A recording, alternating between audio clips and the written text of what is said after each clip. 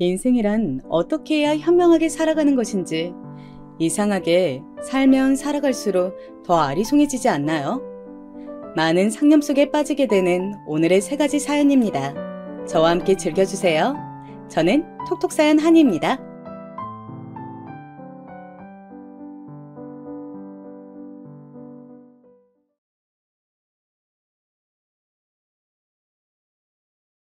안녕하세요. 저는 경기도 고양시에 거주하고 있는 40대 남자입니다. 직업 특성상 저는 운전할 일이 엄청 잦은데요. 이럴 때 차에서 톡톡 사연을 틀어놓으면 사연에 저도 모르게 몰입이 되면서 운전하는 길이 지루하지 않게 되는 것 같아요. 오늘은 제가 직접 경험담을 나눠보고자 합니다. 제 나이 딱 30살이 되었을 때 만난 인연이 있었어요.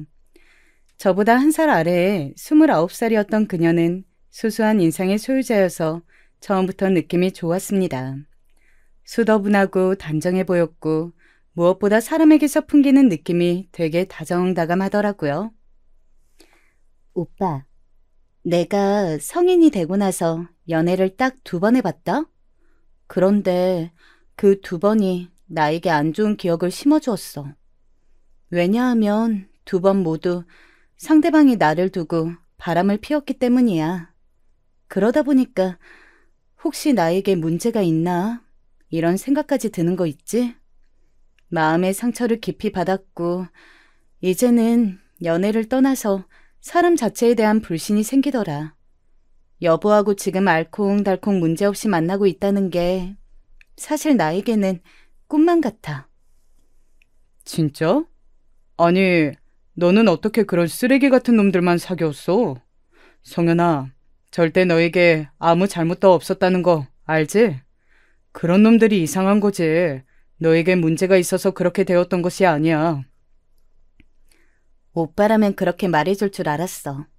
나는 오빠를 만나기 전까지는 순정을 다 갖다 바치면 배신으로 보답하는 것이 남자라는 족속이라고 여긴 참이었거든. 그런데 오빠가 내 생각을 바꾸어 놓아준 거야. 나에게 여보는 정말 운명 같은 인연이라고 생각해. 어느 날 둘이 데이트 도중에 가진 술자리에서 그녀가 이런저런 말들을 했었는데 그런 소리 듣고도 가슴에 아무 반응이 없는 남자가 세상에 어디 있겠습니까? 저는 그날을 기점으로 애정이 더욱 커졌던 것 같아요.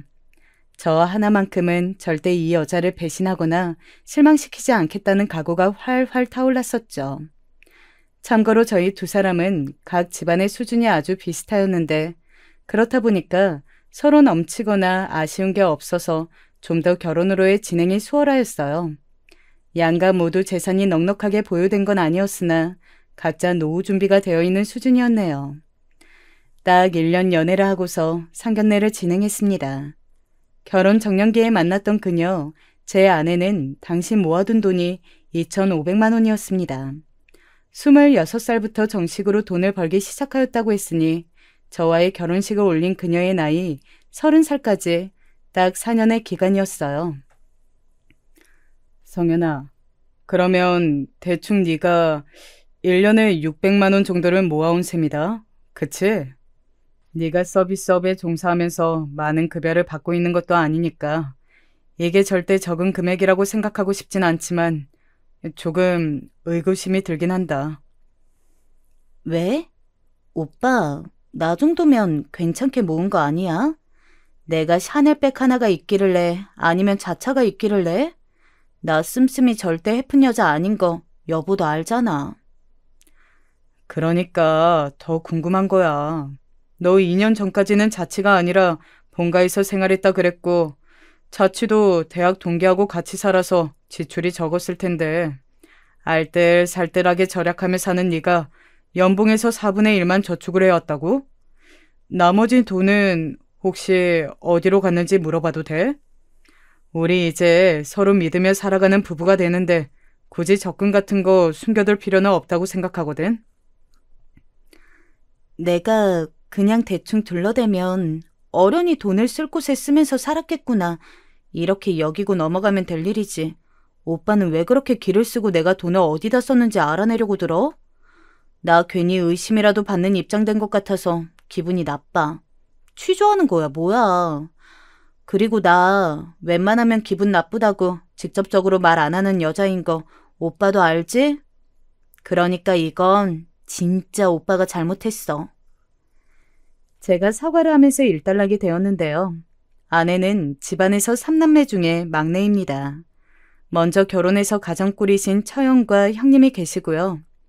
제가 연애 때 얼핏 들어왔던 것도 있고 해서 알고 있었던 부분은 장인어른, 장모님 두 분은 처형께서 전적으로 챙겨드리고 계셨고 금전적인 건 형님께서 주로 책임을 지고 계시다는 것이었어요. 아내는 집안에서 너는 네 앞가림이나 잘해라 이렇게 여겨지는 막내였기 때문에 집에 돈을 안 내놨습니다. 연애 초기 때 어버이날이 됐었는데 제가 부모님께 카네이션 생화와 용돈 그리고 고급스러운 한정식 집을 예약해드렸던 반면 아내는 카톡으로 낳아주고 길러주셔서 감사합니다. 이런 상투적인 문구만 딸랑 보내드리는 게 전부였던 걸 제가 직접 봤습니다. 그랬기 때문에 제가 분명히 아내가 집에서 절대 돈 쓸 일이 없다는 걸 알고 있었건만 결혼할 때가 되어서 재산을 공개했을 때 제가 좀 당황할 수밖에 없었죠. 막연히 최소 3천만 원은 모았을 거라고 생각했었거든요. 참고로 저는 4,800만 원 정도가 결혼 당시에 통장에 있었습니다. 제가 돈을 더 많이 모은 상태였지만 입이 떡 벌어지는 차이도 아니었고 계산기를 두드려가면서까지 재고 따지고 싶은 생각은 추워도 없어서 그냥 결혼을 진행했었어요. 하지만 훗날 이때를 돌이켜보면 기묘한 직감이란 정말 놀라운 것 같습니다. 이때 가졌던 아내가 왜 생각보다 돈이 없을까에 대한 의구심이 괜한 것이 아니었기 때문이에요. 하지만 이것이 드러나는 것은 더 뒤의 일이었고 저는 양가의 축복 속에서 아내와 결혼에 꼴이 나였습니다. 신혼집은 양가에서 5천만 원씩 지원해 주신 1억에다가 제 돈 그리고 제 명의로 대출받은 것까지 합쳐서 아파트 전세로 구하였어요. 2년 채우고 나면 더 좋은 동네로 옮겨갈 것을 애초부터 염두에 두고 있었고요. 가전, 가구 같은 일체의 혼수는 아내가 채웠고요. 결혼하고 나서 어느 날 같이 웨딩 앨범을 넘겨보고 있는데 문득 제가 아는 한 인물이 결혼식에 안 온 게 생각나더라고요. 성현아, 너랑 자취했던 그 친구분은 왜 안 왔어? 대학 동기이기도 하잖아. 가장 친할 텐데 이제 보니까 결혼식장에서 보질 못했네. 아, 그게 나는 당연히 초대했는데 가족 행사가 그 주말에 겹쳤다고 하면서 못 온다고 하더라. 날짜가 어떻게 딱 그렇게 됐었구나. 아쉽다. 그래도 절친의 결혼식이면 꼭 와줄 법한데 괜히 내가 다 서운하네. 가족 행사가 엄청 중요한 거였나 봐. 어쩔 수 없지. 나는 별로 아쉽게 생각 안 해. 우리 결혼식 대신 다른 분들이 많이 와주셨잖아. 아내의 말처럼 결혼식장에는 하객들이 아쉽지 않게 왔습니다만 거의 다 장모님의 교회 인맥들이었어요. 그리고 제가 기억하는 한 아내의 또래 하객들은 신부 측에 거의 보이지 않았고요. 그냥 그러려니 넘겼습니다. 아내는 서비스직에 종사했어요. 제법 외향적이었기에 사람 성격이나 인간관계에 문제가 있을 거란 생각은 해본 적도 없었네요. 매장직은 대부분 아시겠지만 오픈과 마감 교대 근무입니다. 그래서 아내는 이른 오전에 나갈 때도 있었고 점심 이후에 나갈 때도 있었어요. 그리고 주말 이틀 연속 다 쉬는 건 드문 일이었죠. 아무래도 주말에 장사가 더 잘 되는 매장 특수성이 있으니까요. 그래서 저희 부부는 결혼하고 주말에 어떻게 지냈는가 하면 아내가 오픈 업무이면 퇴근하고 나서 저녁 외식을 하였고요. 마감 업무이면 이른 시각에 아침 겸 점심 외식을 하는 식이었습니다. 이렇듯 저희만의 방식을 만들어서 즐겁게 잘 지냈어요. 그러던 어느 날 아내가 그러더라고요. 여보, 나 매장 일이 앞으로 너무 바빠져서 출근 전후 모두 시간을 내기 어려울 것 같아. 뭐? 주말에 그 정도로 바쁘다고? 그러면 돈을 더 받아야 하는 거 아니야? 연장수당, 추가수당, 뭐 이런 거 당연히 있지. 여보, 내가 무슨 대기업에 다니는 줄 알아? 그냥 주먹구구식이야. 그런 게 어디 있어? 매장이 바쁘다 하면 군말 않고 더 나가서 일하는 거지. 동네 구멍가게도 아니고 번듯한 대형 쇼핑몰에 입점한 곳인데 그럴 수가 있나 싶었네요. 그런데 아내가 단호하게 딱 자르니까 제가 말을 더 얹지 못했고요. 전혀 이상하다고도 못 느꼈던 것 같아요. 아내가 너무 바빠졌는데 돈도 제대로 못 받는 것 같아서 다만 속상할 뿐이었죠. 제가 더욱 잘하고자 마음먹어서 집안 청소도 제때 잘 해놨고 특히 쓰레기 분리수거 이런 것들은 매번 제가 담당해서 밖에 갖다 버렸습니다. 그러다 보니까 꼬박 들락날락하게 되었는데 그러면서 아파트 소식통인 5층 아주머니와 안면이 생긴다거나 바로 윗집에 사는 남자와 엘리베이터를 같이 탄다거나 하는 경우가 생겼죠. 윗집에 사는 남자는 액면가로 봐도 저보다 최소 N7살은 많아 보였는데 유심히 보게 된 이유는 그쪽에서 저를 자꾸 먼저 쳐다봐서였어요. 그쪽에서 저를 응시하니까 멋쩍은 제가 무슨 말이라도 늘 꺼냈죠. 아, 안녕하세요. 일교차가 있어서 저녁에는 좀 쌀쌀하네요. 쓰레기 버리러 나올 때도 이제 반바지는 입지 말까 싶습니다. 네, 그렇군요. 그런데 어찌나 그럴 때마다 단답으로 받아쳐서 제가 민망해졌습니다. 어느 날은 제가 아내하고 밥을 먹다가 그 얘기를 꺼냈어요. 당신, 우리 윗집 남자 있잖아. 왜 결혼 못하고 혼자 사는지 알 것 같더라. 사람이 너무 부침성이 없어. 결혼을 못하다니. 아니야. 그 사람은 이혼해서 혼자 사는 거야. 뭐? 이혼남이었어? 와, 그랬구나. 처음 알았네. 근데 당신은 대체 그 사실을 어떻게 알았어? 글쎄, 그냥 오다 가다 엘리베이터나 그런 데서 주워들었나 봐. 소식에 밝고 입 가벼우신 분들 여기 꽤 사시잖아. 아내가 깜짝 놀라는 반응을 보였었는데 저는 그 변명이 그럴싸하게 들려서 그냥 넘겼었어요. 솔직히 아무 생각도 못했었네요. 아내의 근무 시간이 자꾸만 들쑥날쑥해져도 저를 여보라고 부르기 시작했었으면서 갑자기 여보라고 가끔 불러대도 저하고 가끔 외출해서 노는 걸 언제부터인가 귀찮아하는 눈치가 보여도 저는 이런 것들을 두고서 결코 의심으로 연결해 본 적이 없었어요. 다만 사람의 직감이라는 것이 정말 있는지 제 깊숙한 속으로는 가끔씩 의미 모를 불안 같은 게 넘실거리긴 했습니다. 너무 깊숙이 잠겨 있었기 때문에 고요했던 그것이 수면 위로 드러나는 날이 불행히도 오고 말았습니다. 여보, 나 출근할게. 오늘도 바쁠 예정이라서 일찍 나가봐야 할 것 같아. 냉장고에 반찬 있으니까 알아서 밥 챙겨 먹으면서 놀고 있어. 뭐? 벌써 출근을 한다고? 밥이야 뭐 내가 알아서 챙겨 먹으면 그만인데 날씨 좋은 일요일 아침을 당신하고 함께 못 즐겨서 그게 아쉽다. 오늘은 꼭 제때 퇴근하고 집에 와. 요즘 날씨가 너무 좋으니까 저녁에 산책이라도 같이 나가자. 그래, 알았어. 근데 혹시 늦어질 수도 있으니까 너무 기대하지는 마. 주말 아침에 제가 눈을 뜬 지 얼마 되지도 않았는데 아내가 벌써 출근을 하더라고요.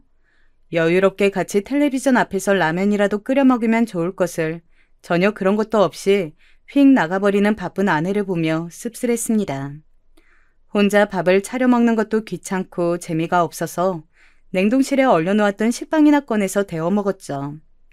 영화 채널에서 틀어주는 영화나 한 편 봐야겠다 싶었을 때 문득 입이 심심해져서 제가 편의점에 갈 생각을 하게 되었어요. 아파트 단지 앞에 있는 편의점에서는 아이스크림 행사를 거의 매일 했는데 2개를 사면 1개가 딸려오는 거였습니다. 그래서 저는 그때 지갑을 챙기면서 미리 생각을 했죠. 아이스크림을 제가 좋아하는 맛 1개, 아내가 좋아하는 맛으로 2개 이렇게 살 계산을 한 거예요. 은근히 그런 사소한 것에서 저는 아내를 우선으로 챙기는 사람이었던 것 같네요. 한 치 앞의 일을 모른 채로 저는 휴대폰이랑 지갑만 챙겨서 집을 나섰습니다. 그런데 딱 현관문을 열자마자 동시에 위층에서도 현관문이 벌컥 열리는 소리가 나는 게 아니겠어요? 굉장히 공교로운 일치라고 느낀 것도 잠시 엄청나게 빠른 발소리가 들려왔습니다. 다급한 발소리를 내며 누군가 위층에서 이리로 내려오고 있었는데 저는 홀린 듯이 소리가 나는 계단 쪽을 쳐다보고 있다가 깜짝 놀라고 말았어요. 왜냐하면 마치 뭔가에 쫓기는 것처럼 다급하게 계단을 내려온 사람이 제 아내였기 때문입니다. 제가 넋이 나가서는 무의식적으로 중얼거렸죠. 당신이 지금 왜 거기서 내려와? 당신 출근은? 여보, 나 좀 살려줘. 나 지금 무서워서 죽을 것 같아. 제발 나 좀 도와줘. 그때 다급히 내려온 아내가 저를 발견하고는 부르뜬 눈으로 다가와서 제 팔을 꽉 붙잡았습니다. 그것만 봐도 완전히 겁에 질려 있는 사람의 모습이었어요. 저는 어리둥절함과 동시에 아내가 무슨 봉변이라도 당한 것 같다는 불안감에 휩싸였습니다. 사람이 너무 의외의 상황에 놓이면 생각하고 행동하는 게 아예 일시정지가 되더군요. 이 상황 자체가 너무 믿기 힘들어서 저는 아내를 훑어봤는데 이제 보니까 다나의 뒤축을 꺾어 신었더라고요. 제대로 신지도 못할 만큼 긴박한 상황이었다는 거겠죠. 대체 무슨 일이야? 당신 윗집에서 나온 거 맞지? 지금 거기서 내려온 거지? 맞아.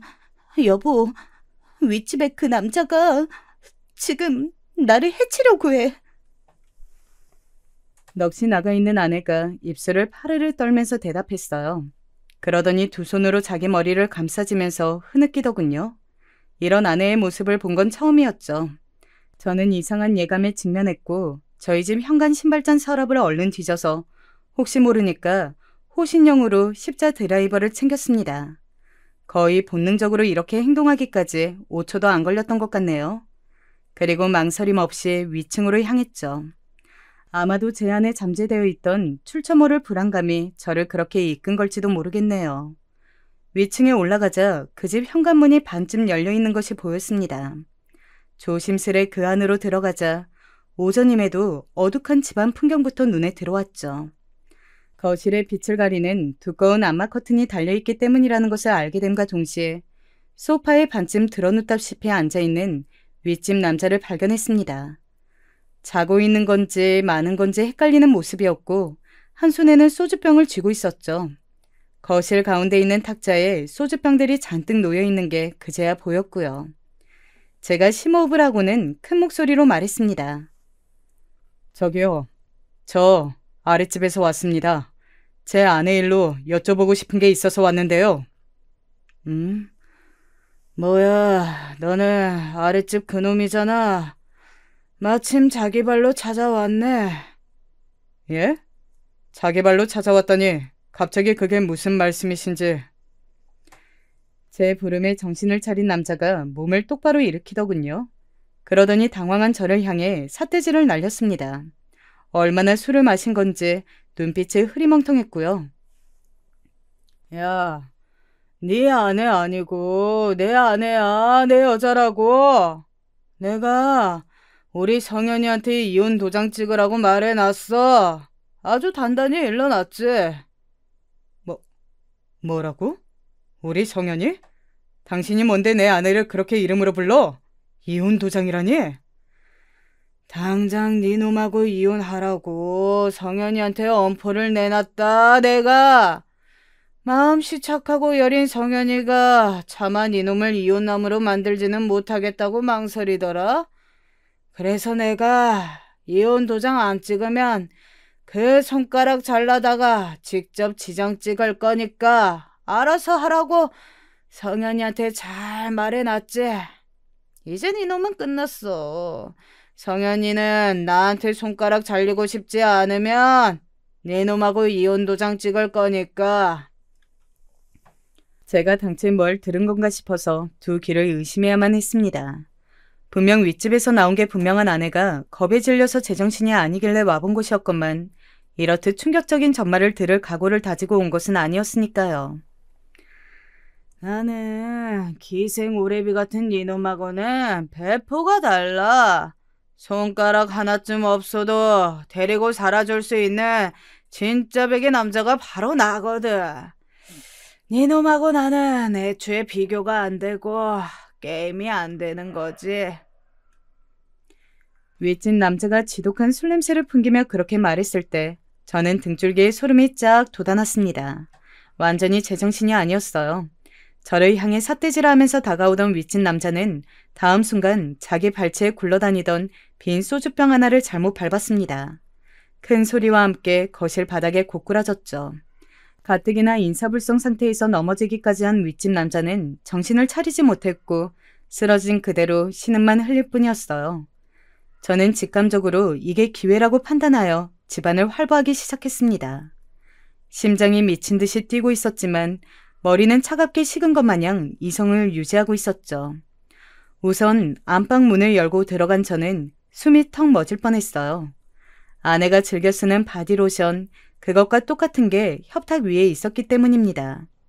윗집 남자는 분명히 혼자 살 텐데 침대 위에 베개는 2개였어요.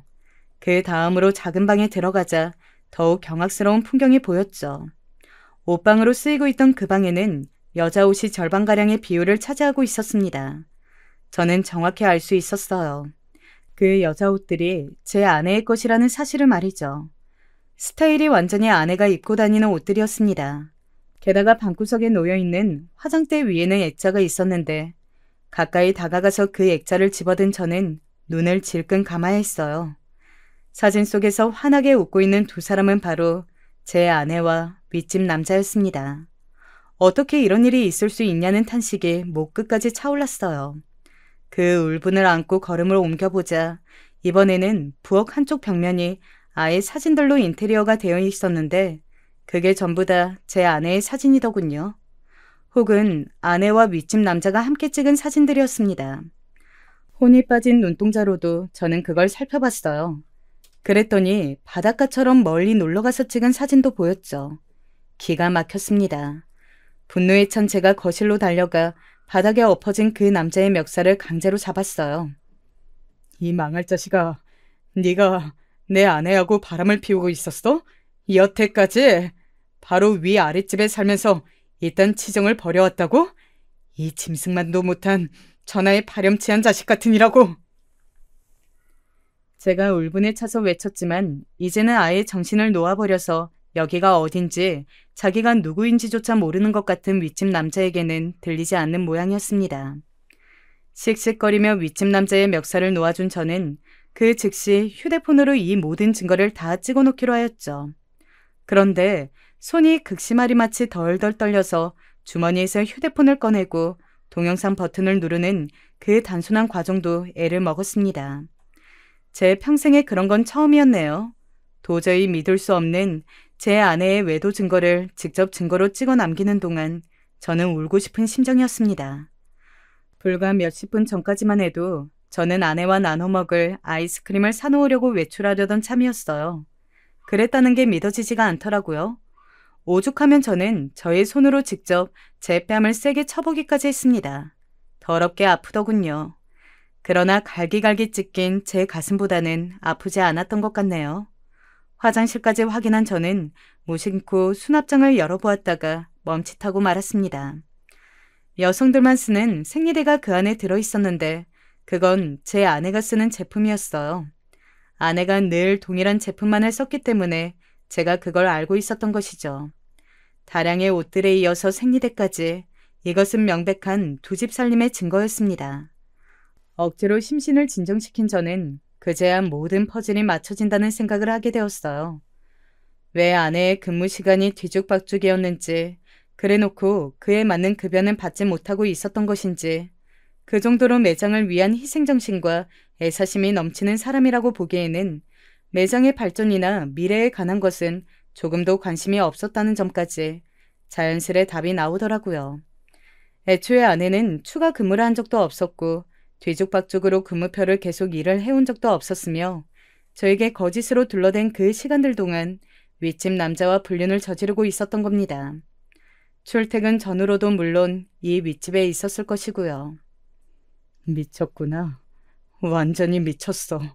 이건 제정신으로 저지를 수 있는 일이 아니야. 나는 그동안 이 미친 행각에 속아나고 놀아나 왔던 거구나. 저는 이제 아예 코까지 골기 시작한 거실 바닥에 널브러진 윗집 남자를 바라보다가 문을 나섰습니다. 그런데 현관문 바로 앞에 제 아내가 있었어요. 서로 딱 마주치자 엄청나게 무서운 침묵이 감돌았고 마치 공기마저 얼어붙을 것 같은 느낌이 들었습니다.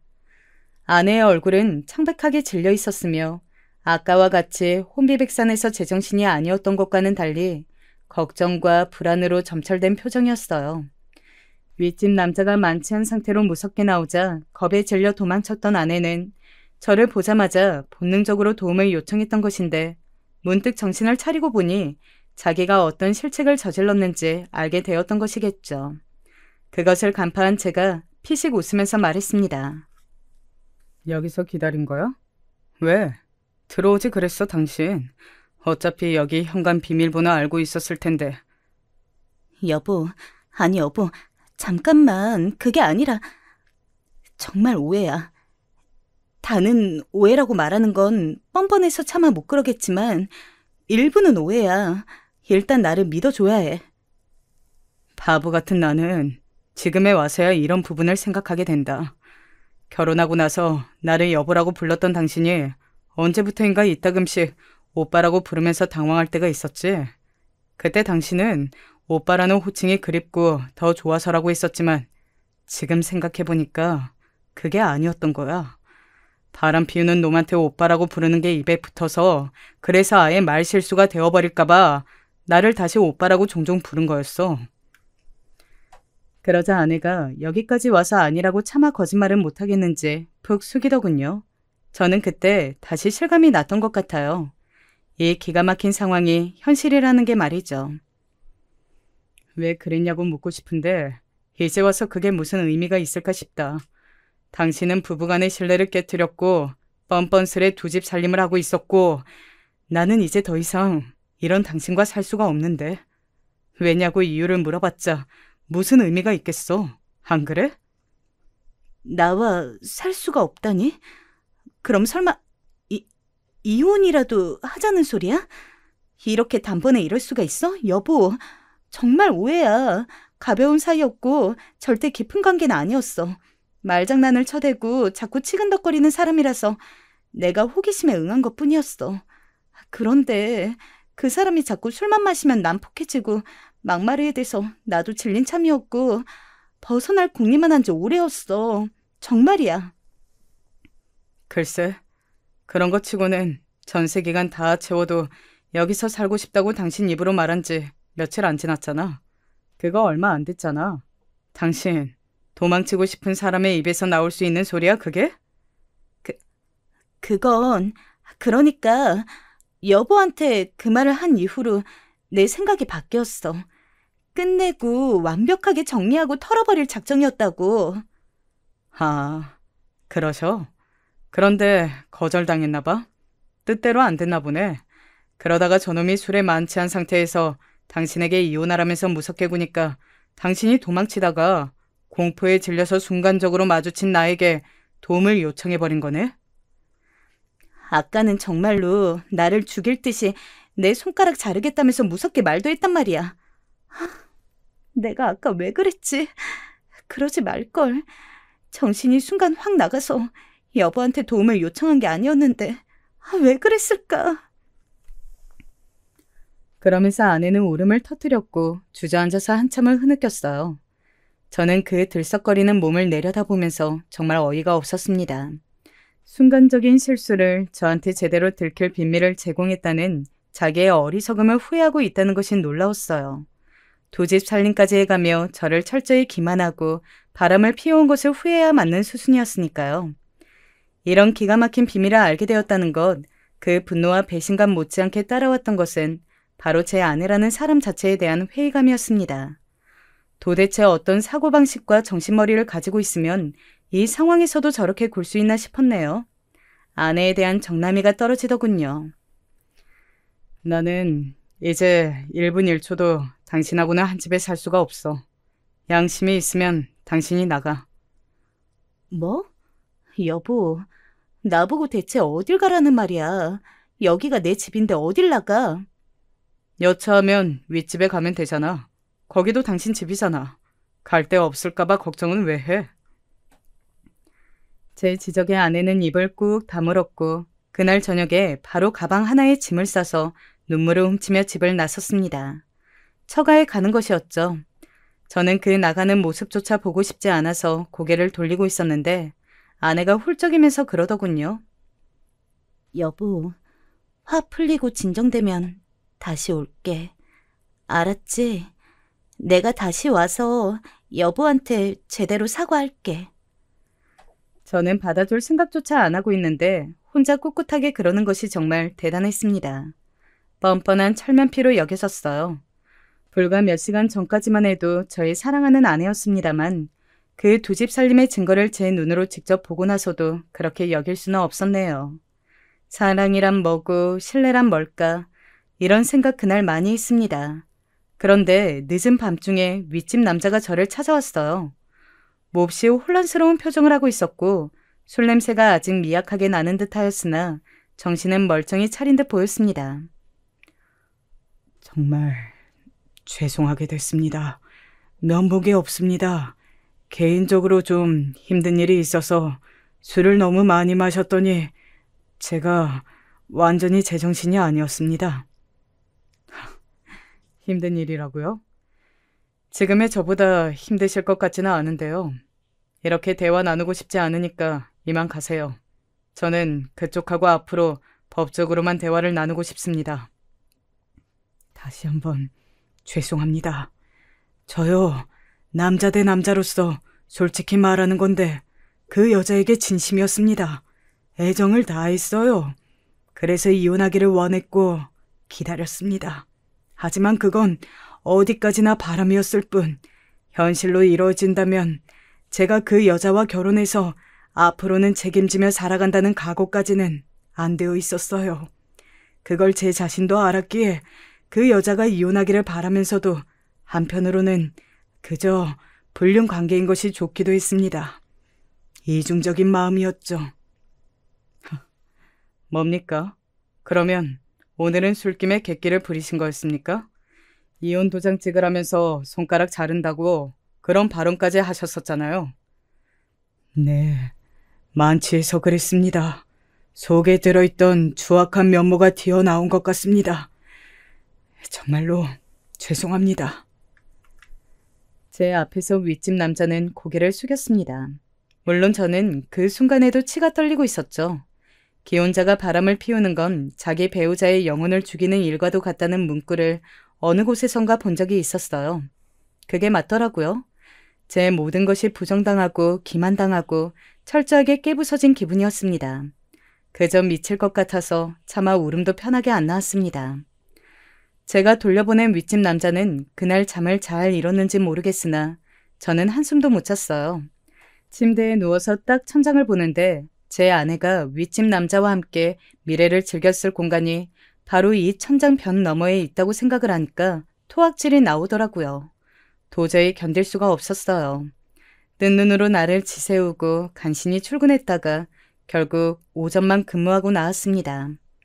월요일 같은 때 반차를 허락해주는 분위기가 아닌 직장이었는데 다들 제 몰골을 보고서는 먼저 들어가서 좀 쉬라고 그러더군요.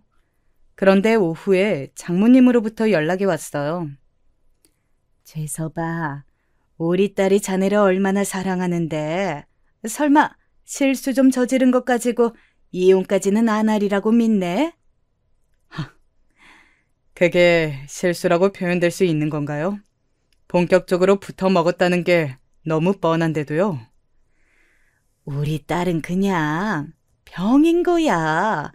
예전부터 유부남 건드리고 다니고 그랬던 버릇 아직 못 고친 거야. 내가 보기엔 우리 딸이 자네만큼은 정말로 위하고 아끼고 사랑하는 게 맞아. 이건 진짜 자네가 의심해서는 안 돼. 네? 유부남을 건드리고 다녔다는 건 무슨 말씀이시죠?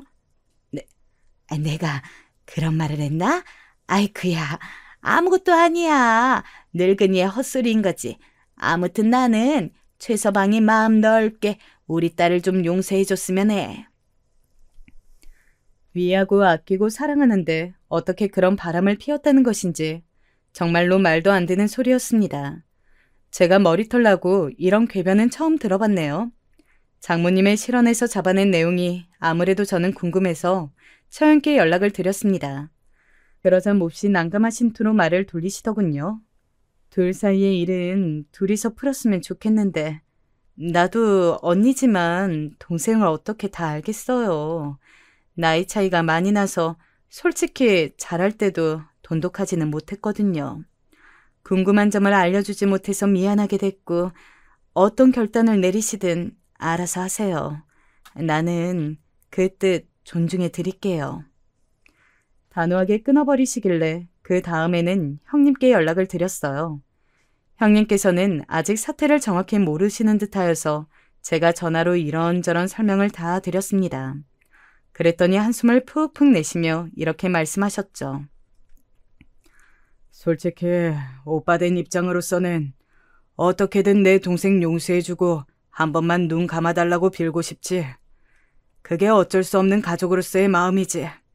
그런데 내가 우리 매부를 위하는 마음으로 정말 객관적으로 말을 해보자면 그냥 이혼하라고 하고 싶어. 내 동생이 결혼 전에 얼마나 어떻게 싸돌아 다녔는지까지는 나도 몰라. 이건 진짜야. 근데 행실이 썩 바르지 않았다는 것 정도는 알거든. 아무튼 나는 이 정도만 말해주는 게 다니까 더 이상 묻지 말았으면 해. 저는 더 듣고 싶고 여쭙고 싶은 게 많았기에 그 후에 형님께 문자를 남겼지만 답이 없으셨어요. 전화를 다시 드렸더니 아예 안 받으셨고요. 그때 문득 머릿속에서 떠오른 인물이 있었습니다. 아내가 결혼 전에 자취를 했을 때 같이 살았던 친구요. 함께 자취를 할 만큼 가까운 사이였으나 막상 결혼식장에서는 모습을 드러내지 않았죠. 저는 아내의 연애 시절 아내의 대학 동기라는 그 인물을 직접 본 적이 있었고 통화를 한 번 한 적도 있었습니다. 그 기억을 미천 삼아서 번호를 찾아내 연락을 해봤어요. 제가 상황을 설명드리자 그분이 코웃음부터 치시더군요. 걔 상습범이에요. 제가 그래서 상종 안 하는 거고 손절한 거예요. 그분이 대뜸 뱉으신 발언에 제 심장이 바닥까지 떨어졌습니다. 아내의 두 집 살림 분류는 알게 된 이후로 더 충격받을 게 있을 줄은 몰랐네요. 대학 때도 소문이 있었어요. 교수님한테 자꾸만 의도적으로 접근하고 꼬리치고 눈웃음 살살 치면서 학점 얻어낸다고. 그런데 저는 그런 걸 뜬 소문이라고 여겼죠. 그 교수님이 인물이 좋으시기는 했어도 우리보다 20살 이상 많으셨고 결혼해서 아이도 있으셨으니까 말도 안 된다고 생각했던 거예요. 그래서 걔가 친구들 사이에서 은근히 따돌림 당해도 저는 걔랑 다녔던 거예요. 말씀 중에 실례지만 설마 그 뜬 소문이라고 여겨졌던 것도 사실이었던 건 아니겠죠? 왜 아니겠어요? 사실이었어요.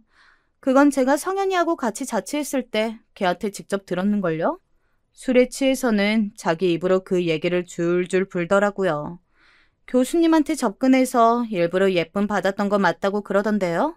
그거 듣고 제가 그때부터 거리를 두기 시작한 거였죠. 근데 생각해보면 대학 졸업 전에도 걔는 또 요란한 게 있었어요. 다른 과의 어떤 여부랑 사귀다 헤어졌었는데 그 헤어진 이유가 바로 걔가 바람을 피워서였죠. 도저히 믿어지지가 않는데요. 제 아내는 자기가 연애만 했다 하면 상대가 바람이 나서 상처받고 헤어졌다고 했었어요. 무슨 소리예요? 반대로 알고 계시네? 제가 걔랑 자취하면서 이것저것 듣고 알게 된 게 있어서 확실히 말씀드릴 수 있는 건데요. 걔 연애하면 무조건 바람 피웠어요. 그래서 항상 상대방에게 상처를 줬고요.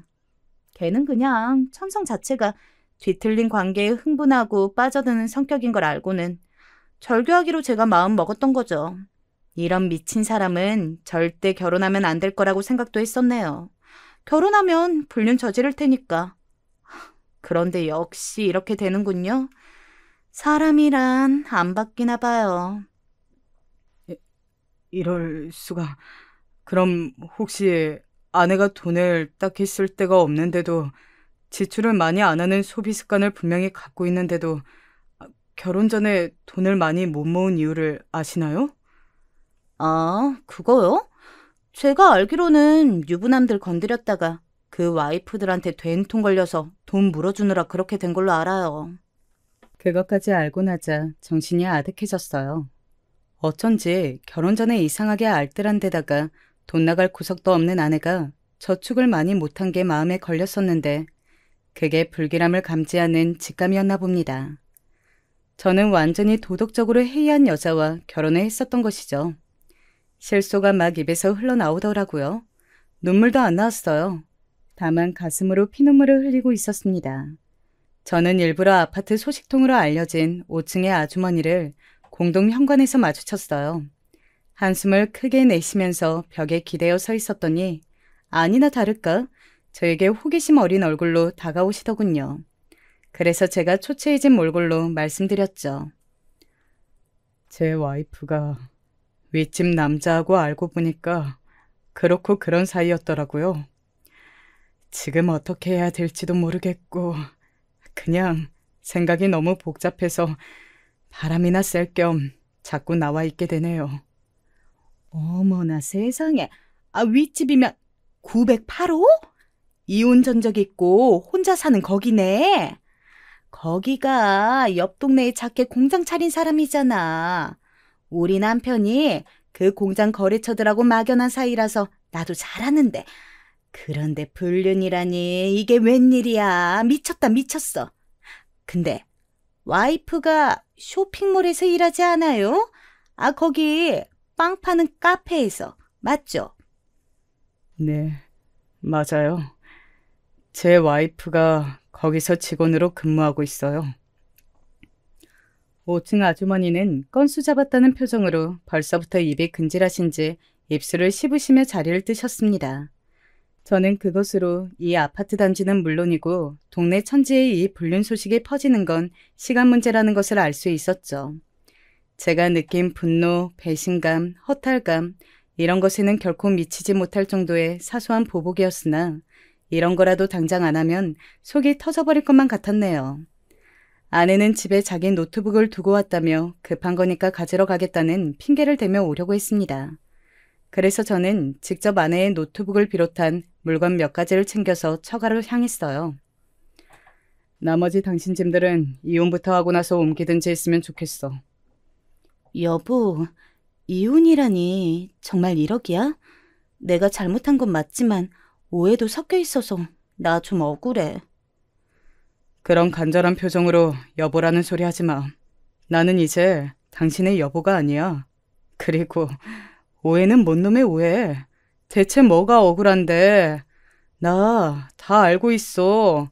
당신이 얼마나 더럽게 살아왔는지 너의 과거를 아는 사람에게서 전부 들었어. 알고 있다고? 내 과거를? 그게 무슨 소리야? 대체 나에게 과거 같은 게 어딨어? 나는 그런 것 따위 없어. 정말이야. 당신은 입만 열면 거짓말을 술술 쏟아내는 사람이구나. 너무 태연하게 아무렇지도 않게 거짓말하니까 보는 입장에서는 정말 소름이 돋는다. 당신이랑 같이 자취했던 그 친구분한테서 직접 다 들었어. 정말 세세하게 증언을 해주시더라.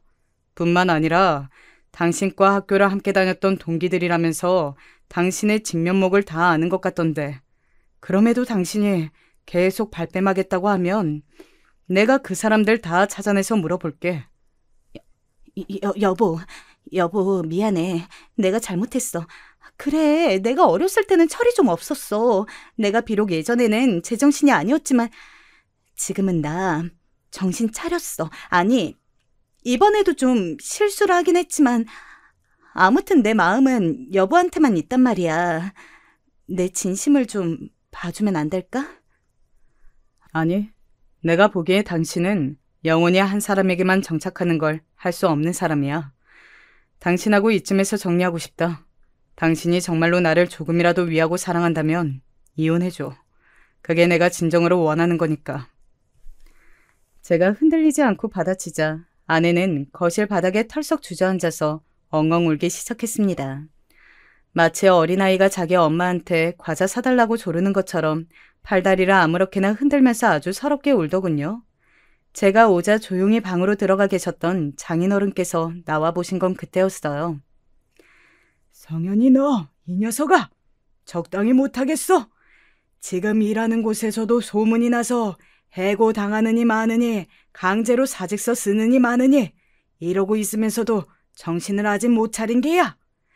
지금 최서방이 원하는 대로 들어줘야 그나마 뒤탈 없이 다시 살 수 있는 거지. 쓸데없이 우겨대면서 최서방을 자극해봤자 네가 얻는 게 뭐야? 아빠는 왜 내 편을 안 들어줘? 나 힘들어서 우는 것도 안 보여? 보이지, 보이지 말고. 네 엄마가 너를 별종으로 낳아 키운 모양새가 아주 잘 보인다. 얼른 울음 뚝 그치고 이혼이나 진행해. 장인어른의 일갈에 아내는 벙쪄버렸고 저는 저도 모르게 짧은 목례를 장인어른께 보냈습니다. 그러자 장인어른께서는 한숨을 깊게 내쉬시며 다시 방으로 들어가셨죠. 그래도 처가에 상식이 잘 통하는 분이 계셔서 다행이었습니다. 그 이후로 어찌저찌 이혼이 진행되었어요. 제 부모님께서는 이혼에 큰 충격을 받으셨으나 자세한 내막까지는 제가 숨겼기에 일이 너무 커지진 않았습니다. 아내가 부정을 저질러 하게 된 이혼이었으니 집에 있는 가전, 가구 이런 것들 일체를 제가 가지기로 하였어요. 한마디로 아내는 몸만 나간 것이었죠. 그리고 저는 윗집 남자에게서 돈을 받아냈습니다. 마음 같아서는 더 뜯어내고 싶었지만 윗집 남자의 상황이 그러질 못했네요. 혹시 이미 소문을 들어서 아시는지 모르겠지만 제가 공장에서 손을 털고 떠나게 되었습니다. 지금 상황이 도저히 거래처들하고 제가 직접 이어나갈 수 있지가 못해서요. 공장을 이제 운영 못하시게 된 것이 저하고 무슨 상관이라고 그런 말씀을 하시는 거죠? 저에게 돈 주기 싫어서 수수시는 건가요? 아니, 딱 그렇다기보다는 힘들어진 사람의 사정 좀 봐달라는 거죠. 그쪽은 제가 힘들어질 것을 다 고려하고서 제 아내하고 불장난을 저질르셨습니까? 그것도 뻔히 위아랫집을 살고 있으면서 그런 금수만도 못한 짓을 저지르신 분께서 잘도 사정 봐달라는 말씀을 하시네요. 저에게 사정사정을 하던 윗집 남자는 결국 제 냉담한 태도 앞에서 눈물을 보이며 결국 무릎까지 꿇었습니다. 정말 바닥에 털썩하고 무릎을 꿇는 것에 저도 진짜 한숨밖에 안 나오더라고요. 그것에 마음이 약해져서 돈을 더 뜯어낼 만큼 못 뜯어낸 게 아니었고 앞만 봐도 그 윗집 남자가 수중에 돈이 남아있지를 않는 것 같아서 그리하였습니다. 아파트 소식통인 5층 아주머니의 남편분들 통해서 공장 단지 및 거래처들에도 윗집 남자의 저급한 불륜 이야기가 다 퍼져버린 모양이었으니 더 이상 버틸 수가 없었나 봅니다. 결국 윗집 남자는 다른 사람에게 공장을 넘긴 뒤 도망치듯 사라져버렸어요. 종적을 감춰버리면 끝이게 될까봐 진작에 1,000만 원을 받는 것에 만족하며 그치게 된 저로서는 다행이었죠. 당연히 윗집 남자는 이사를 간 것이었는데 시선을 의식한 것인지 평일 아침 새벽에 이삿짐 차 불러서 떠났더군요. 저는 얼마 후에 만기를 맞이하여 그 집을 떠나게 되었어요. 그때 이혼이 최종 성립되었고요. 저는 아예 다른 지역으로 갔습니다. 직장 생활을 계속하려니까 자꾸만 가슴이 뻐근하고 두통이 심하게 일어나더군요. 병원에 가봐도 뾰족한 수가 없었고 아마도 우라병인 듯 하였어요. 스트레스가 켜켜이 쌓여간 것이었죠. 그래서 저는 사무직을 그만두었고 각종 기계의 수리를 보고 다니는 일을 시작했습니다. 저의 형의 오랜 지인분이 하는 곳에서 저를 고용해 준 것이었죠. 그 후로 저는 이곳 저곳의 수리 업무를 보러 다니느라 혼자 운전하고 다니는 시간이 엄청 늘어났어요. 그런데 마음이 편안하더라고요. 잡생각을 떨칠 수 있어서 좋았죠. 다시 사무직으로 안 돌아갈 것 같다는 생각이 들었고 지금까지도 그러고 있습니다. 이제는 과거형이 되어버린 아내, 그녀에게서 사실은 연락이 왔어요. 여보, 암만 생각해도 나 억울해서 미쳐버릴 것 같아. 그때 내가 넋이 빠져서 방심하지만 않았으면, 괜히 여보한테 입만 나불대지 않았으면 안 걸리는 거였잖아. 그럼 나는 어떻게든 그 남자하고 끝냈을 테고 우리는 평화로운 부부 생활을 누리고 있었을 거야. 나 진짜 억울해, 여보. 너무 화가 나서 요즘에는 밤에 잠도 안 와. 피해자는 난데 네가 억울하다는 얘기를 하네? 아직도? 내가 진지하게 조언하는데 너 진짜 정신과 한번 가봐라. 너 그거 정신적으로 문제 있는 거야. 그리고 우리가 이혼한 지가 언제인데 아직도 나한테 여보 타령이야? 지금 이 번호도 차단할 거니까 제발 나한테 연락 안 해줬으면 좋겠다. 앞으로 알아서 잘 살아. 도대체 제가 어떤 아니란 생각으로 이런 여자와 결혼을 덜컥 했었던 것인지 1년 반 동안이나 부부로 살았던 것인지 믿어지지가 않더라고요. 지극히 자기 중심적으로 생각하는 그녀를 향해 저는 일말의 미련도 남기지 않았습니다.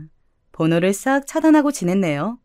그 이후로 건너 지인에게서 우연히 그녀의 소식을 들은 적이 있었는데 가족들이랑 사이가 틀어진 것인지 버림을 받은 것인지 혼자 작은 원룸촌에서 살면서 편의점 아르바이트를 하고 있다고 했어요. 그게 마지막 소식이었네요. 저는 꼬박 돈을 모았고 현재는 여유로운 생활을 누리고 있습니다. 새로이 여자친구도 사귀어서 즐겁게 만나는 중이에요. 뜻이 잘 통해서 함께 있으면 편하답니다. 결혼 생각은 서로가 일단 없기에 이대로 계속 지낼 것 같아요. 행복한 일상을 보내는 와중에 지난 경험담을 꺼내어 보니 조금 색다른 기분이었습니다. 들어주신 모든 분들 고맙습니다. 행복하세요.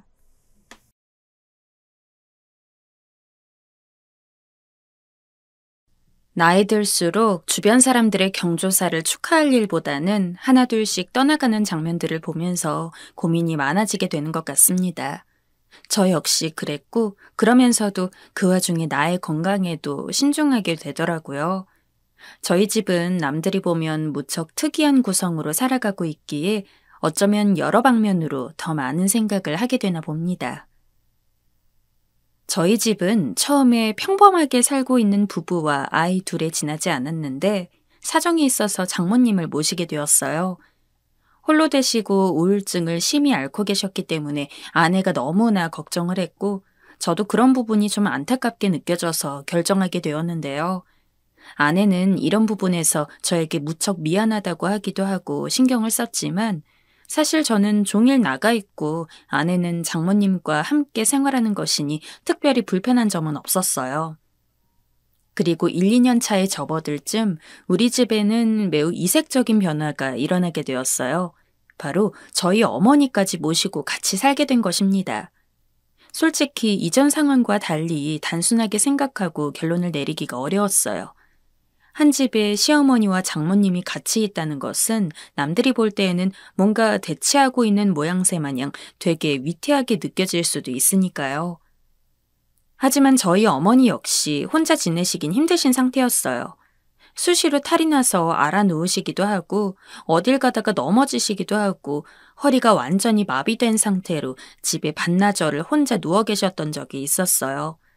이런 일을 겪고 나니 아들이라고는 저 하나만 있는데 어머니께 너무나 죄송하더군요.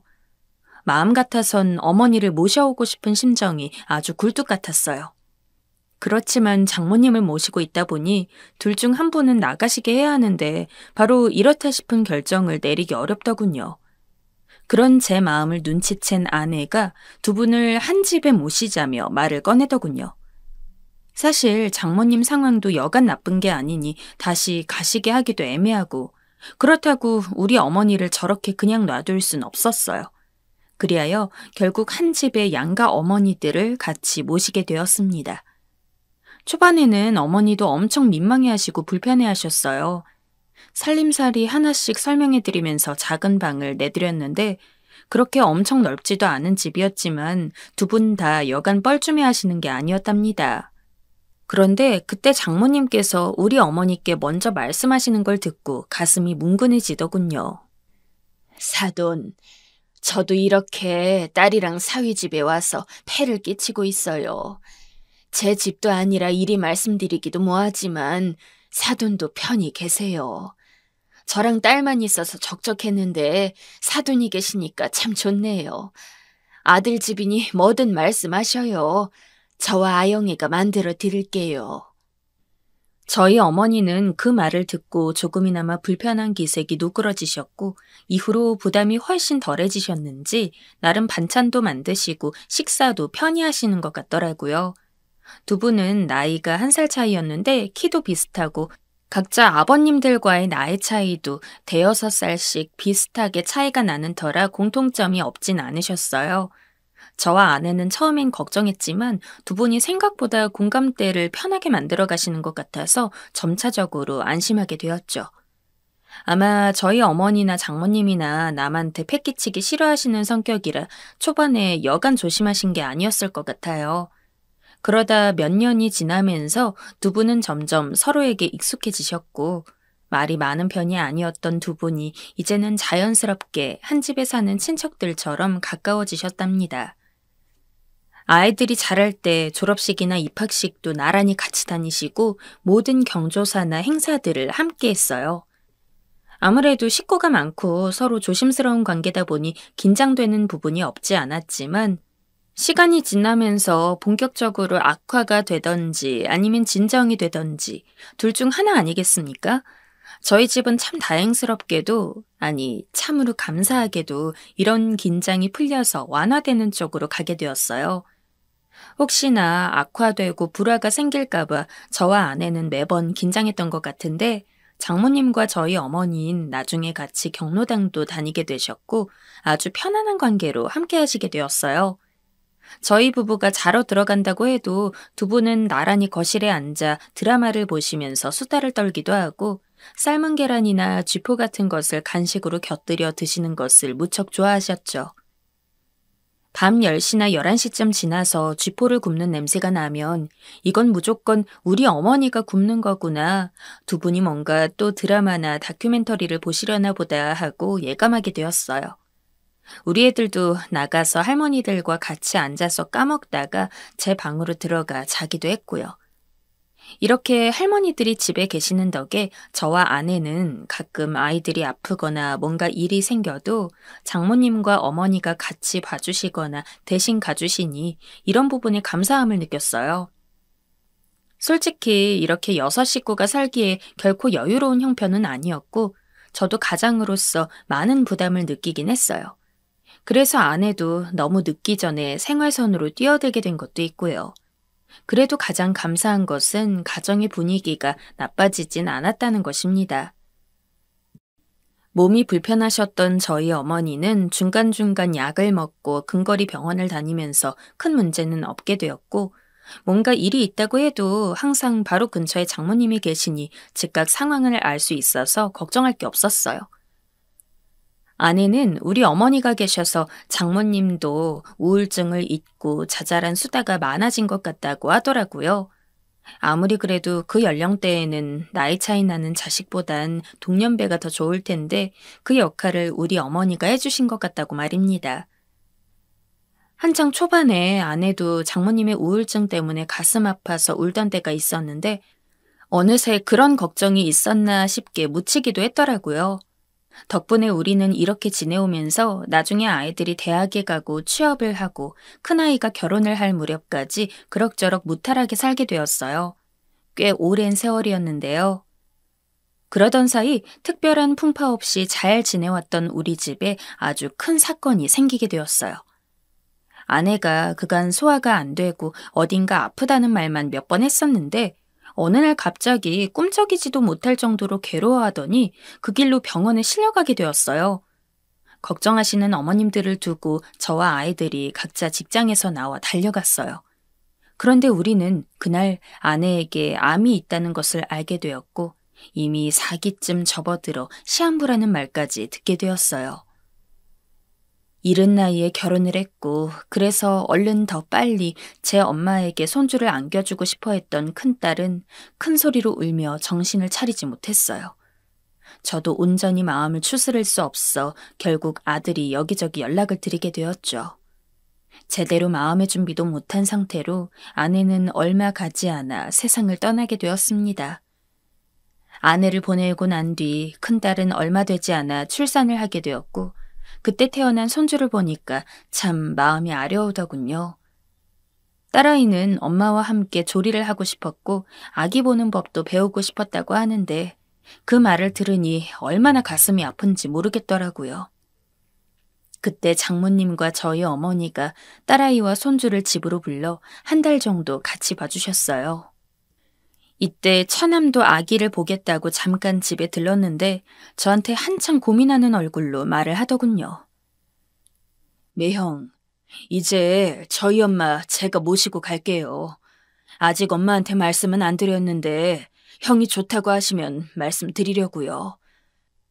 저희 누나도 이제 없고 애들도 다 커서 나왔으니까요. 아니야, 처남. 나와 어머닌 장모님이 계시는 게 그다지 불편하지 않아. 처남도 이혼 후에 힘들었다가 이제 겨우 자리 잡고 재혼해서 둘이 잘 살아가려 하잖아. 장모님께서 그 집 가셔서 편하게 적응을 하실 수 있겠어. 이제 연세도 정말 많아지셨는데 원래 계시던 곳에서 생활하시는 게 좋을 거야. 이 말에 저희 어머니의 뜻도 일치하리라 생각이 되더군요. 왜냐하면 두 분 다 연세가 꽤 드셨고 같이 지낸 세월이 한두 해 정도가 아니라 수십 년이었으니까요. 아내가 가버린 빈자리는 실로 메꾸기 힘들었지만 그런 사정이 힘들 뿐 저와 장모님 그리고 어머니가 함께 살아가는 자리는 가족 그 이상의 느낌이 있었어요. 남들에게는 잘 설명하기 힘들고 누군가에겐 이해하기 힘든 부분이기도 할 텐데요. 그렇게 해서 우리는 계속 시간을 보내게 되었어요. 아내 없이도 아이들은 끊임없이 때마다 우리 집에 드나들면서 저와 제 할머니들께 인사하면서 자주 다녀갔고 저는 여전히 일을 바쁘게 하고 있던 차였어요. 그러던 중 갑자기 집안에서 이상한 기미를 발견하게 되었어요. 평소에 꼼꼼하게 살림을 잘 하시는 우리 어머니와 장모님 덕분에 집은 늘 깨끗한 상태로 유지되고 있었는데요. 어느 날부턴가 물건들이 뒤죽박죽 섞이고 뭔가 점점 난잡해지는 것 같더라고요.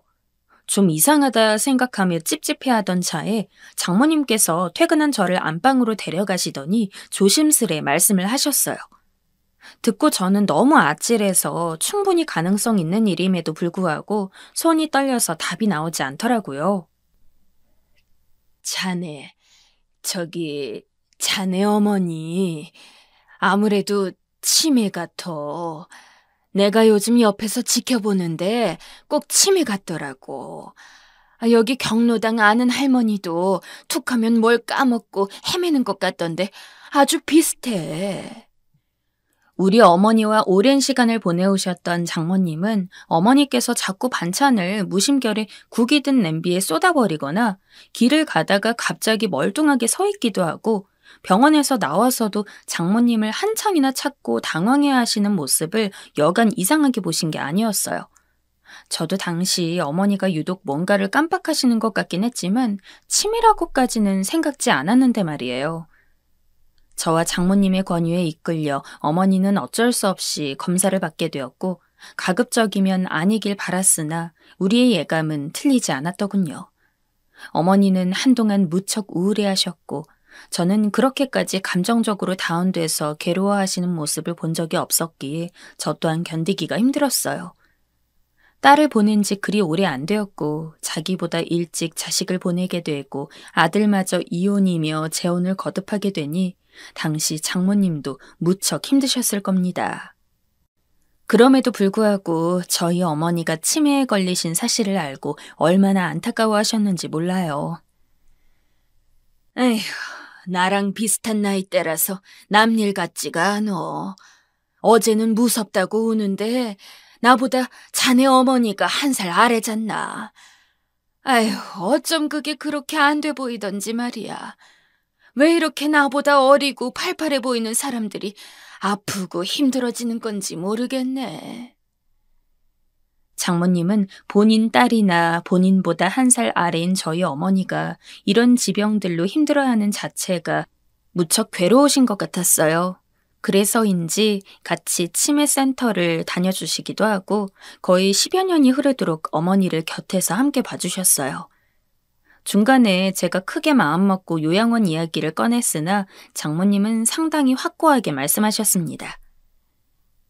자네, 나 때문에 신경 쓰여서 그러는 건가? 나는 우리 아영이 내가 손도 못 써보고 뭘 해줘보지도 못하고 보낸 게 그렇게 가슴이 아프네. 자네 어머니도 나한텐 이제 오랜 친구고 그냥 동생이나 마찬가지야. 내가 해줄 수 있는 건 해주고 정 안 되면 내 말함새. 나는 하나도 힘들지 않어. 저희 어머니는 완전히 인지 능력이 떨어지셔서 마치 아이가 엄마를 의지하듯 장모님을 따르고 있었고 기억이 왔다 갔다 하시면서 반말도 하고 가끔 성질도 내셨지만 장모님은 아주 능숙하게 바로 손을 걷어붙이고 어머니를 봐주시고 씻겨주시고 치료를 같이 다녀주셨어요. 적어도 두 분 사이에 십수년이라는 시간이 있었기에 이런 것도 가능한 게 아니었나 싶지만 사실 이건 부모 자식이라도 할 수 없는 것입니다. 저는 매번 무거운 마음으로 장모님께 어머니를 맡기고 출퇴근을 반복했고 그 사이 아들도 장가를 가게 되었어요. 자기 누나보다 꽤 늦게 한 결혼이고 집을 마련하는 데에도 무리를 하다 보니 저도 꽤 지쳐 있었고 이상하게 식장을 나오고 이후 친지들에게 인사를 돌리는데 몸이 보통 피곤한 게 아니더군요. 집안에는 환자가 있어서 분위기가 좋은 것도 아니고 이제 막 결혼을 해서 경사를 치른 아들이나 한창 가정생활을 잘 이루고 있는 딸에게도 걱정을 끼치고 싶지 않아 홀로 병원에 다녀오게 되었는데요. 저는 나이가 많이 들게 되면 자기 앞에 진단되는 지병 앞에 어느 정도는 덤덤할 줄 알았습니다. 하지만 이 나이가 되어도 언제나 삶은 아쉽더군요. 신부전증이라는 병으로 진단을 받고 투석을 받아야 한다는 말을 들으니 하늘 앞이 노래지면서 별 크게 재미가 없는 제 인생도 어찌나 안타깝고 욕심이 나던지 더 살고 싶다는 생각이 오갔어요. 한편으론 고연령이 되어서 치매 판정을 받으셨던 어머니 역시 기분이 어떠셨을까 싶어 그제서야 못난 아들은 어머니의 괴로운 마음을 이해하고 펑펑 울게 되었어요. 그 와중에도 그런 어머니를 등에 짊어지신 장모님을 생각하니 이 은혜를 어찌 갚아야 할지 몰라서 가슴이 죄어오는 것 같고 내 육체는 피곤하고 지쳐서 괴롭기를 반복하다 보니 갈수록 컨디션이 나빠지는 것 같았어요. 적어도 제가 이 두 분들보다는 더 살아서 가시는 것도 봐드리고 이 집을 마무리 져야 마음이 편할 텐데 몸이 점점 아파올수록 이제는 헛된 부분보다는 아주 본질적이고 현실적인 것에 눈이 가게 되더군요. 의사들의 차갑고도 냉담한 조언이 처음에는 무척 아팠지만 차라리 빠르게 받아들이고 준비를 해주는 것인 것 같아서 조금씩 이성적으로 납득을 하게 되었어요.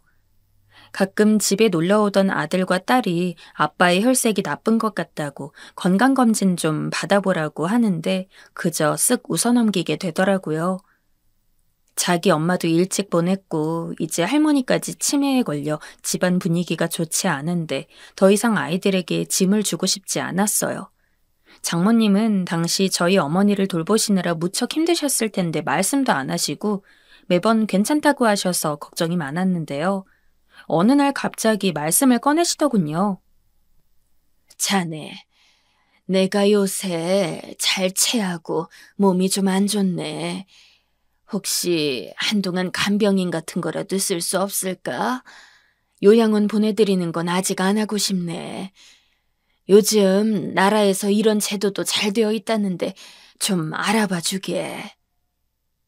이 말을 듣고 보니 최근에 장모님께서 그냥 소파에 누워 계실 때도 있고 어머니가 주무실 때 낮잠을 같이 주무시기도 하며 기력 없단 말씀을 하셔서 좀 신경이 쓰였어요. 이상하다 싶어서 낮에는 딸에게 어머니를 봐달라 하고 장모님을 모시고 병원에 갔습니다. 연세도 있으신 분이니 이럴 땐 빠르게 모시고 가는 게 답일 것 같아서 여러 가지 검사를 했는데 결과를 듣고 난 뒤 저와 장모님은 서로 간에 할 말이 없어 그냥 멈춰있게 되었어요. 바로 다름 아닌 췌장암 진단을 받게 되신 것이었죠. 의사는 그 병명 아래 우리의 그 어떤 개인적인 감상이 끼어들 새도 없이 이후로 진행될 상황들을 쭉쭉 말하는데 귀가 먹먹해지더군요. 연세가 보통 고령이 아니시다 보니 수술도 어렵고 남은 시기를 기다리는 수밖에 없다는 것이었어요.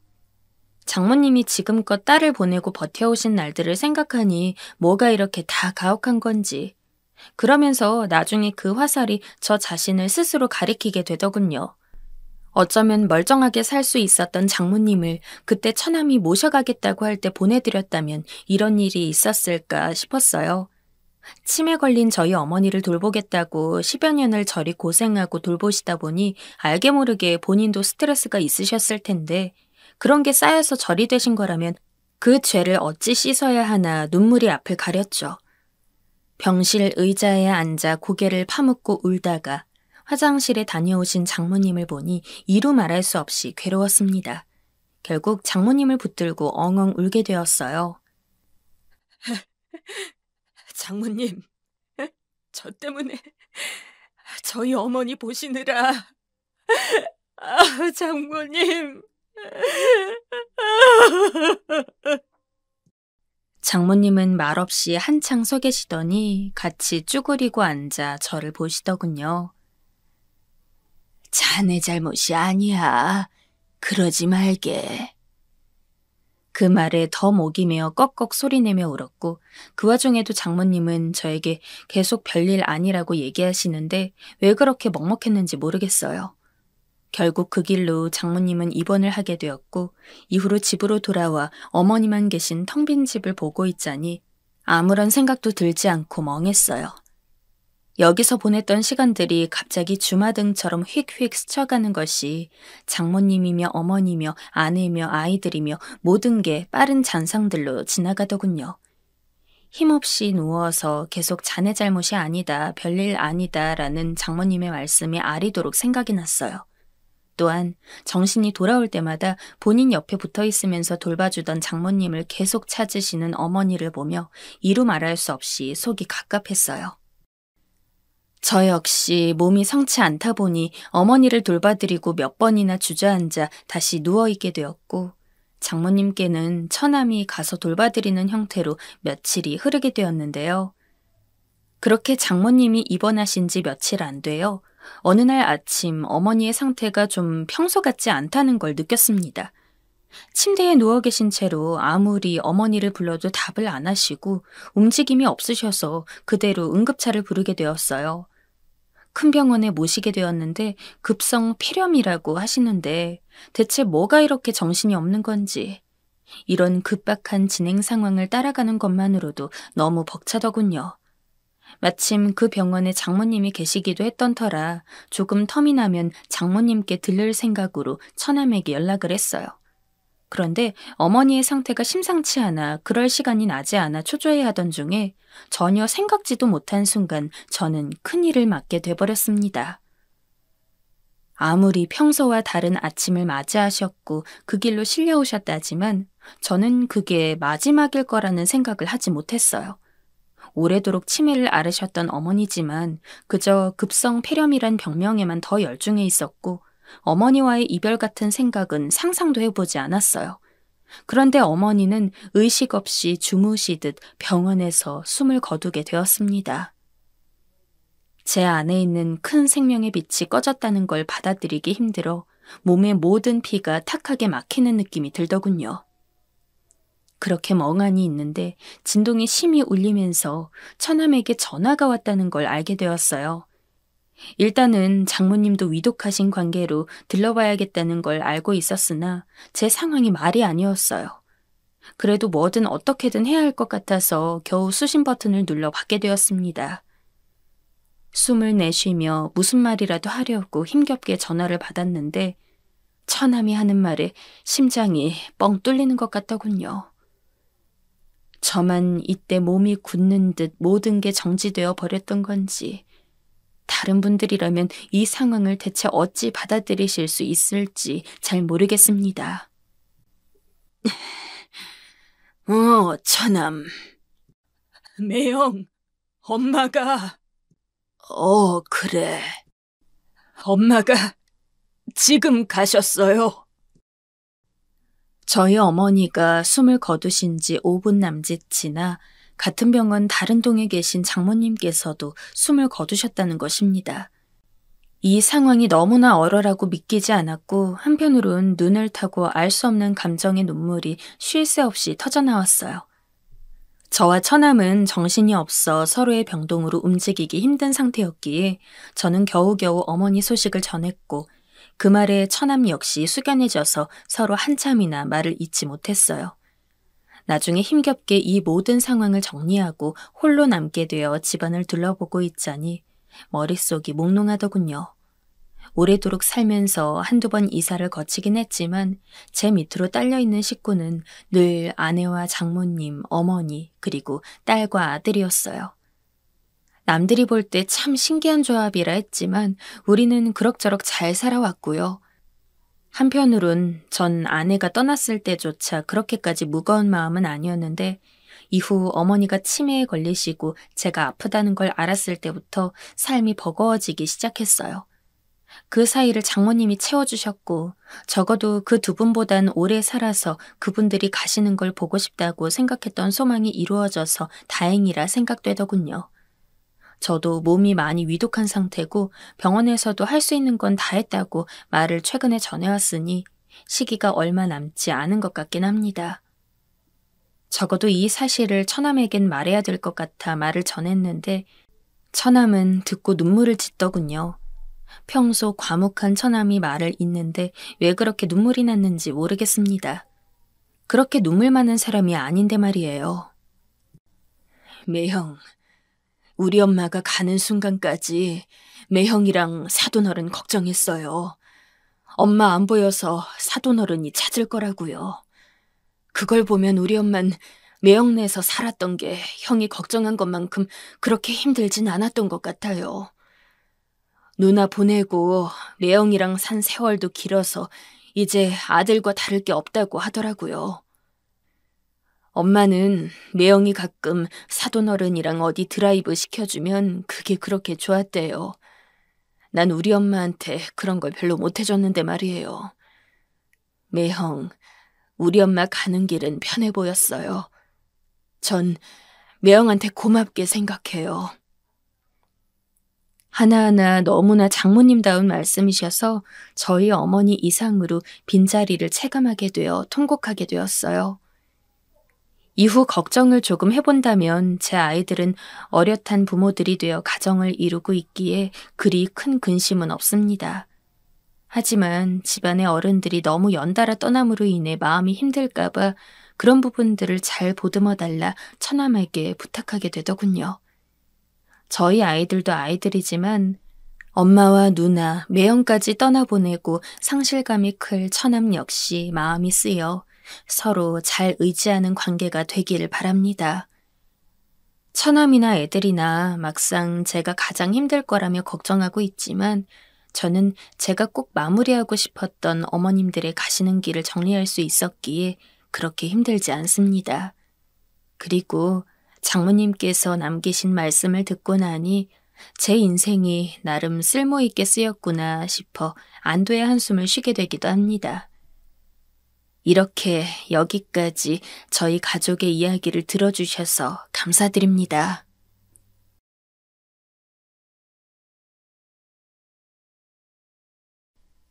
누구나 살면서 한 번은 후회할 만한 선택을 하는 것 같은데 저 역시도 인생에서 아주 중대한 결정을 내린 후 이후로 한 번도 편히 잠을 자지 못했어요.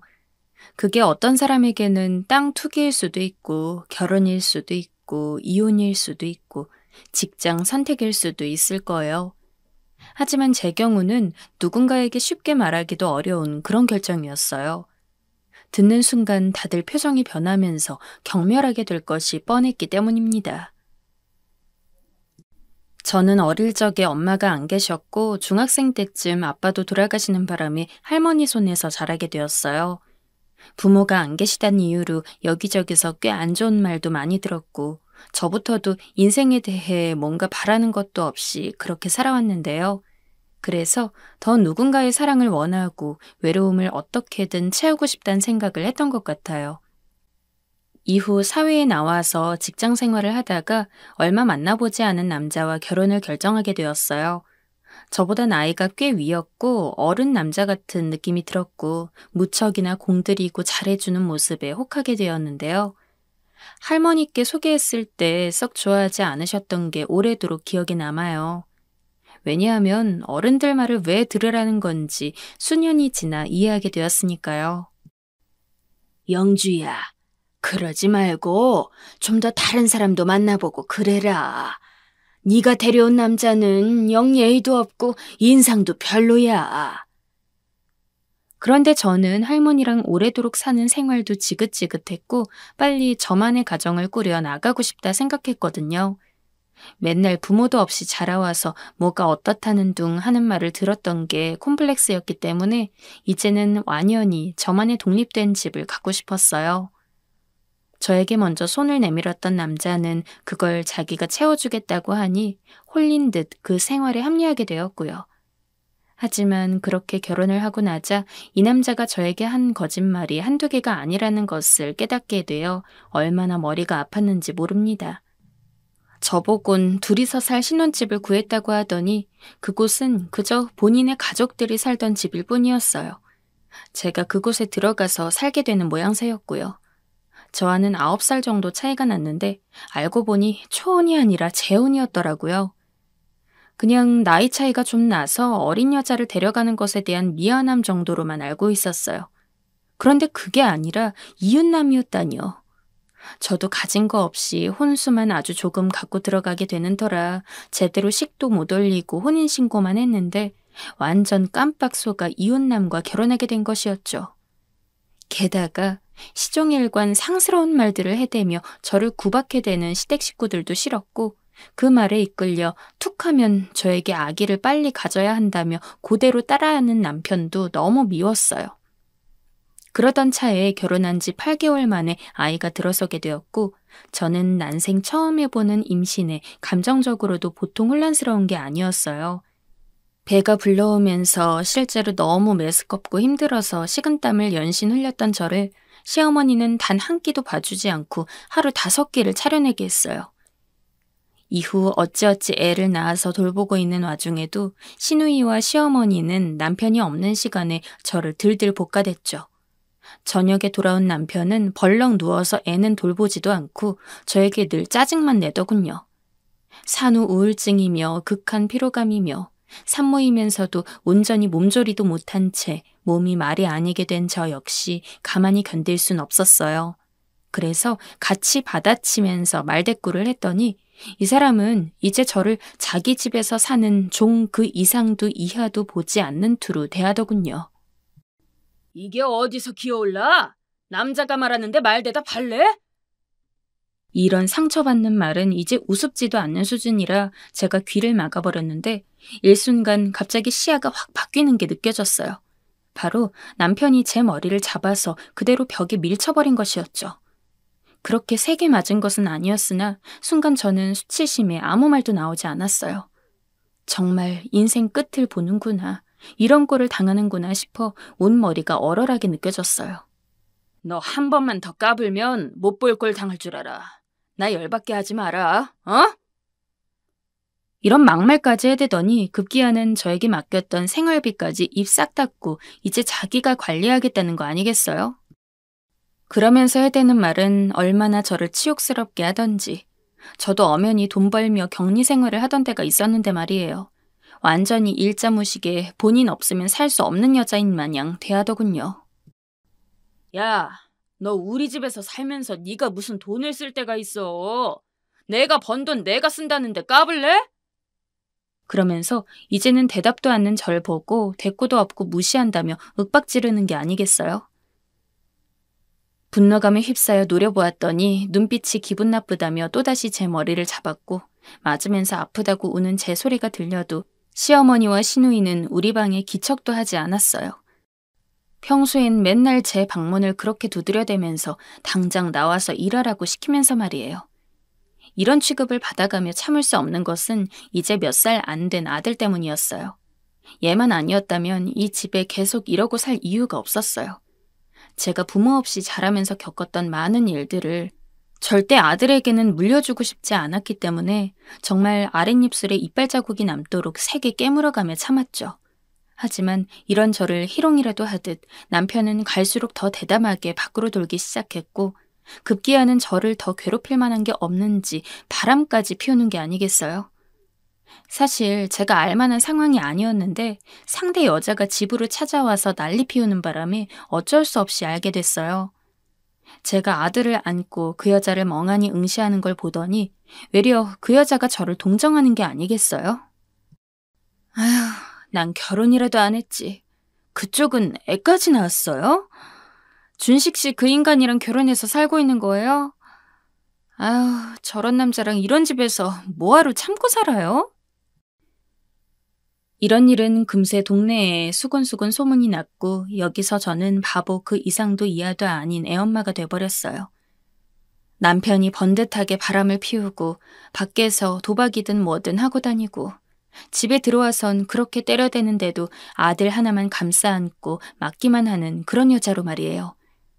그 집에서 살았던 기간, 저는 정말 제 자신이란 존재가 어떤 인간이고 어떤 인격체인지 도통 인지하지 못한 채 살아왔던 것 같아요. 이 무렵 할머니는 돌아가시게 되었고 장례식도 어영부영 치르게 되었는데 그때 아주 희미하게나마 정신이 좀 들더군요. 할머니를 보낸 것도 너무 마음이 아팠지만 장례식 처소를 보고 있자니 삶과 죽음이란 대체 무엇인가 생각이 들었어요. 나는 평생 이렇게 살다가 죽겠구나. 누가 나를 묻어줄 것인가 이런 것들 말이에요. 그나마 제가 목숨같이 사랑하고 아끼는 아들이 있긴 했지만 정녕 나라는 한 사람은 태어나서 그냥 그렇게 생을 끝맺는 것인가 싶었어요. 갑자기 숨이 막혀오고 입에 쓴맛이 나면서 이렇게 살고 싶지 않다는 생각에 눈물이 폭포수처럼 쏟아져 나오더군요. 이후에 내가 눈 감을 때 그런 모습으로 마무리하고 싶진 않았어요.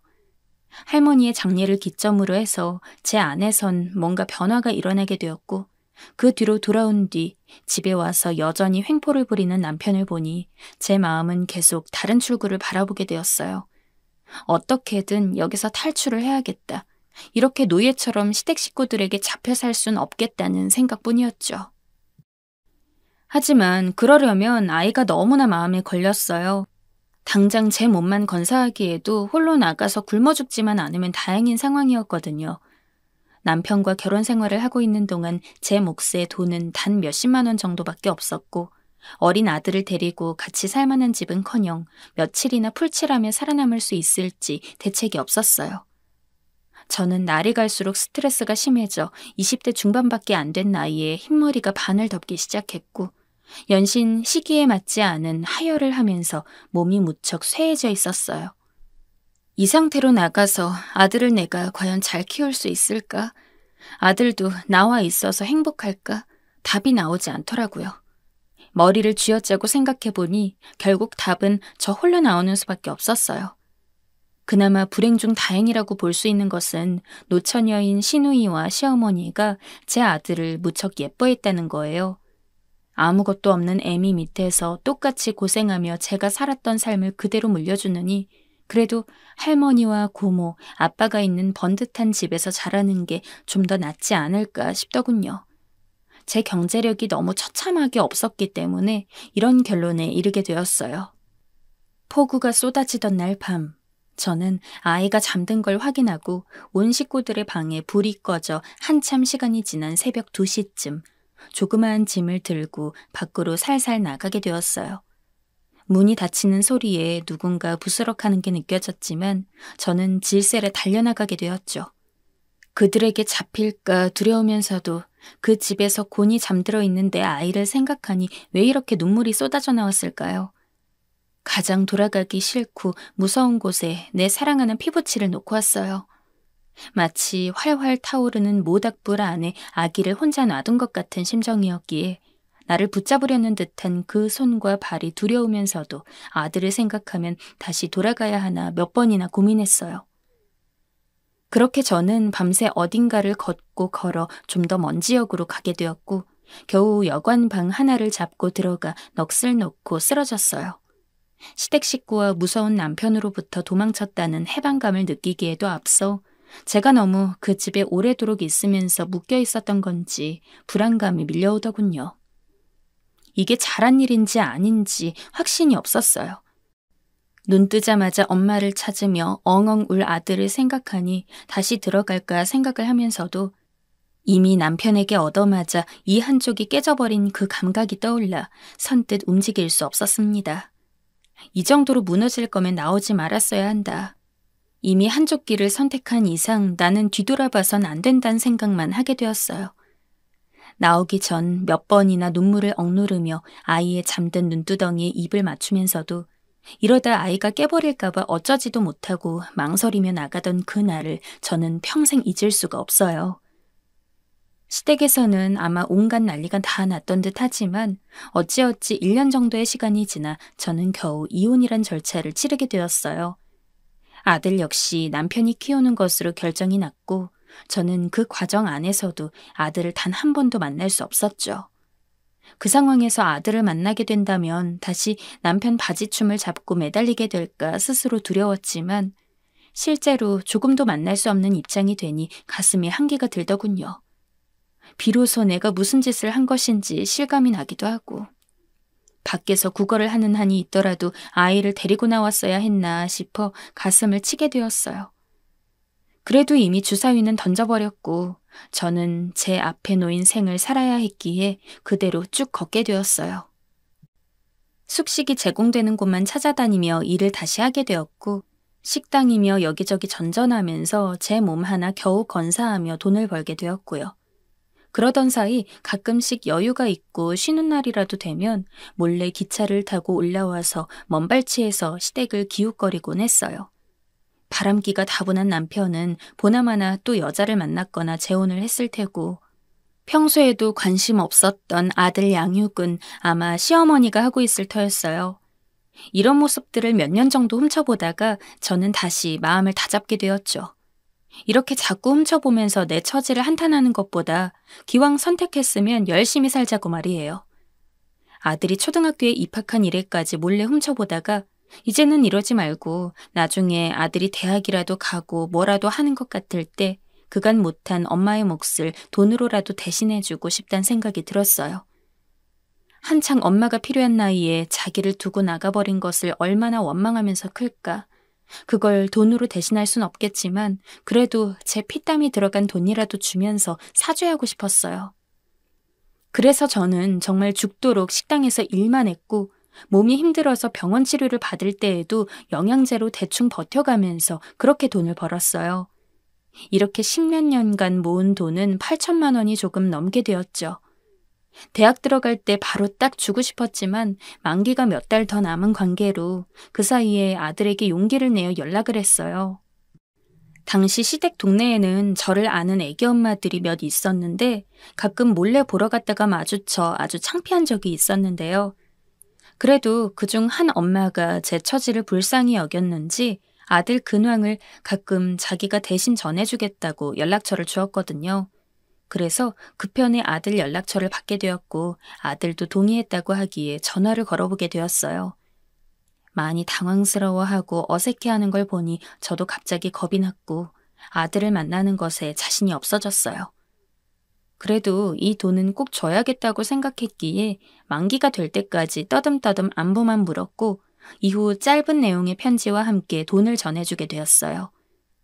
편지 내용에 눌러 쓰고 싶은 말들은 많았으나 자식을 두고 온 어미가 무슨 말을 길게 할 수 있겠어요. 그저 이제껏 건강히 자라줘서 고맙다. 네 앞날을 위해서 잘 썼으면 좋겠다 정도였습니다. 그간 쭉 아들을 위해 살았고 이젠 남은 내 생 역시 아들에게 폐 끼치지 않기 위해서 여전히 열심히 살아야겠더군요. 그래서 조금 남아있던 1,000만 원 정도를 가지고 같은 식당에서 일하는 아주머니가 본인 사촌 관련 투자를 이야기하기에 함께하게 되었어요. 노후 준비를 미약하게나마 하고 있다는 안정감을 갖고 여전히 식당에서 숙식을 하며 기존에 살던 대로 살았어요. 가끔 마음이 울적해질 때마다 동네 교회를 가서 그냥 앉아있다 오기도 하며 시간을 보냈는데요. 그러던 저는 몇 달이 안 되어 아주 큰 뒤통수를 얻어맞게 되었어요. 다시 생각해도 너무 분한 그런 일인데요. 저에게 투자를 권했던 식당 아주머니가 저와 사장님께도 어떤 언질 없이 종적을 감춰버린 것이었죠. 얼마나 백방으로 뛰어다니면서 찾으려 했는지 일을 하고 있는 중에도 저는 멍하니 생각이 그쪽으로 가 있어서 몇 번이나 야단 맞을 정도였어요. 사장님 부부도 얼마를 같이 투자하셨던 모양이라 서로 간의 마음이 복잡하긴 마찬가지였어요. 그나마 그분들은 조그만 식당이라도 갖고 있고 집이라도 있었지 저는 여기서 숙식하면서 열심히 돈을 벌며 제대로 된 집도 없이 떠돌고 있는 모양새였는데 정말 눈앞이 핑핑 돌더군요. 사장님네는 결국 나름 타격을 입은 건지 직원을 쓸 수 없는 형편이라며 저에게 조심스럽게 그만둘 것을 요청하셨어요. 사람 한번 잘못 믿었다가 내 돈도 날리고 직장까지 잃게 된 셈이었죠. 그렇게 저는 몇 푼 안 남은 돈을 갖고 근처의 작은 원룸을 찾아 들어갔고 월세살이를 하게 되었어요. 왜 이렇게 제 생은 제가 눈뜨며 태어난 일에 쉽게 가는 일이 없는 건지 너무 원망스럽더군요. 지옥 같은 날들을 피해 한 걸음 뛰면 그 자리에는 또 새로운 맛의 고통이 기다리고 있었어요. 솔직히 사기당한 건 어디까지나 제 잘못이었지만 또다시 생각해보면 그 끔찍했던 결혼 생활 역시 제가 선택해서 그런 꼴을 맞게 된 것이니 이쯤 되면 내가 문제구나 싶어 너무 괴롭더군요. 내 인생을 흔들어 쥐어짜고 있는 건 결국 남이 아닌 나라는 생각이 들었고 저는 아주 깊은 우울증에 걸리게 되었어요. 아들을 두고 나오던 그 시절도 제가 뭐 얼마나 잘 살고 부귀영화를 누리겠다는 생각을 했겠어요. 그냥 그곳을 탈출해서 죽기 직전에 나를 좀 살려두고 아들에겐 아들대로 경제적인 책임을 보태주고 그 뒤로 조용히 살다가 마무리하길 바랐을 뿐이에요. 그런데 그것조차도 인생은 허락해주지 않고 저를 자꾸 올가매더군요. 원룸에서 살면서 라면이나 끓여 먹고 잠들고 누웠다가 다시 일어나기를 반복하며 무기력한 날들을 보내고 있었어요. 그렇게 몇 달을 버티는 것도 이제 수중에 돈이 많지 않기 때문에 저는 또다시 일을 찾아야만 했죠. 그런데 도무지 그런 의욕이 일어나지 않으니 이대로 누워서 죽는 수밖에 없겠다는 생각이 들더군요. 반면 이제껏 내가 어찌 살아왔는데 이렇게 골방에서 숨을 거둬야 하나 싶어 자다가도 경기를 일으키며 다시 깨서 앉고 불빛 하나 들어오지 않는 그 꽉 막힌 방에서 숨죽여 울기도 했습니다. 그런데 어느 날 아침 누가 문을 세차게 두드리더군요. 월세를 낼 수 있는 상황이긴 했지만 사람 간의 접촉이 다 지겹고 싫어서 엉뚱하게 집주인 아주머니를 멀리하고 있던 시점이었어요. 아무래도 2달째 밀린 월세를 받으러 온 게 분명하더군요. 정말 인생에 있어 아무런 미련도 없었지만 저 아줌마는 뭔 죄가 있어 돈을 받으러 다녀야 하나 싶어 지갑을 찾아 돈을 얼마 꺼내들고 문을 열었어요. 그런데 문틈새로 저를 쳐다보는 것은 낯선 듯 뭔가 낯이 익은 웬 남자였어요. 그리고 그게 누군지 완전히 기억해내는 데는 단 3초도 걸리지 않았습니다. 바로 제 아들이었던 것입니다. 엄마. 엄마라니요. 제가 누군가에게 엄마라는 호칭으로 불릴 수 있었던 때가 있다는 것을 너무 오래도록 잊고 살았는데 말이에요. 늘 영주씨 등의 호칭으로 불리우면서 단 한 번도 가정이나 자식을 가져본 적이 없는 사람처럼 살아왔어요. 그런 저를 부르는 아들을 보니 돌처럼 굳어 눈만 깜빡일 수밖에 없었습니다. 엄마, 저 좀 들여보내주세요. 그 말에 저도 겨우 발이 떼졌고 그렇게 아들을 집으로 들였어요. 좁고 좁은 방 안으로 들어와 겨우 앉을 곳을 찾은 아들은 같이 마주 앉아 눈을 쳐다보지도 못하는 저를 찬찬히 살펴보더군요. 그러면서 뭔가를 갑자기 꺼내 내미는데 저조차도 아주 흐릿하게 기억이 나는 아들 돌무렵 때 사진이었어요. 그걸 보고 있는 저를 아들이 계속 살피더니 이내 고개를 푹 숙이고 떠듬떠듬 말하더군요.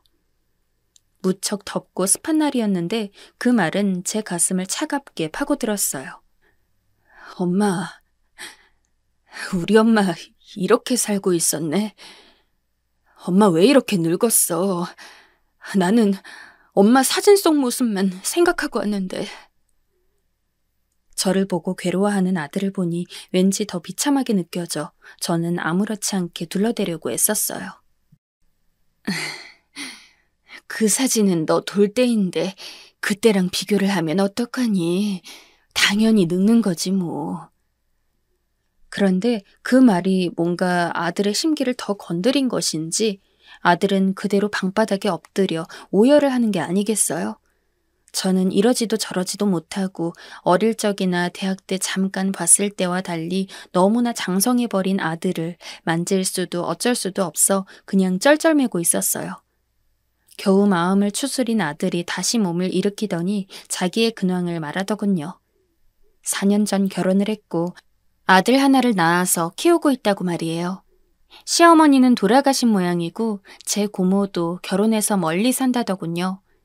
본래 살던 집에는 제 아빠만 있는데 그 뒤로도 그렇게 여자들을 바꿔가며 데려왔기 때문에 딱히 감정이 좋진 않다고 했어요. 엄마, 난 맨날 엄마를 생각하면서 살아왔어. 날 두고 간 엄마가 미울 때도 있었지만 할머니나 고모 없이 아빠를 겪어보니 후회가 되더라. 그때 내가 좀 더 컸더라면 내가 엄마를 끌고 나왔을 텐데 말이야. 엄마가 얼마나 고생했는지 난 몰랐어. 친구네 엄마들이 가끔 얘기해 주셨는데 엄마가 나 때문에 견디다가 나가버렸다는 걸 대학생쯤 돼서 알았어. 저는 더 이상 뭐라고 말하면 좋을지 몰라 그저 가만히 있었어요.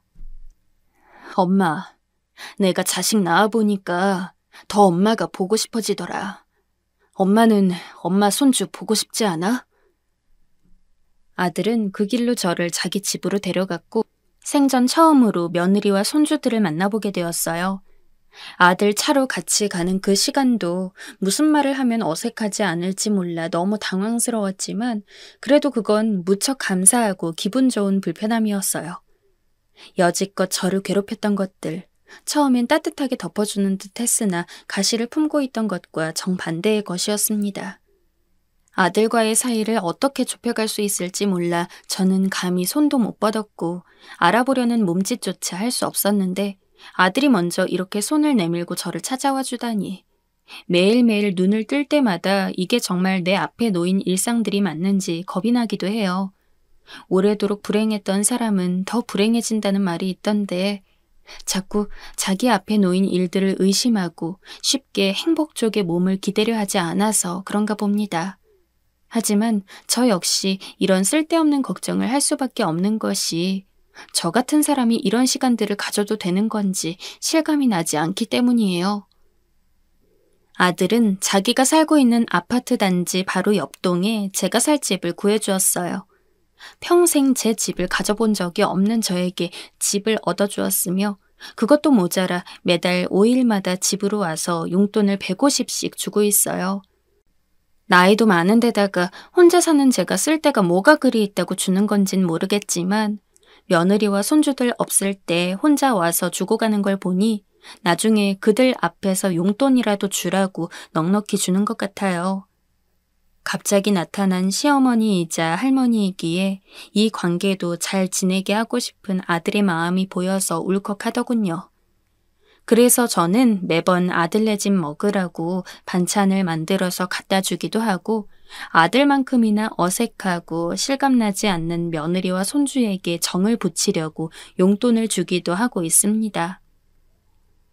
누군가 절벽 끝으로 저를 밀려고 세워둔 곳에서 제정신이 아닌 상태로 있던 제가 넋이 나간 얼굴로 아들 차에 태워져 아들 집으로 오게 되던 그날은 정말 떠올릴수록 울음이 차오릅니다.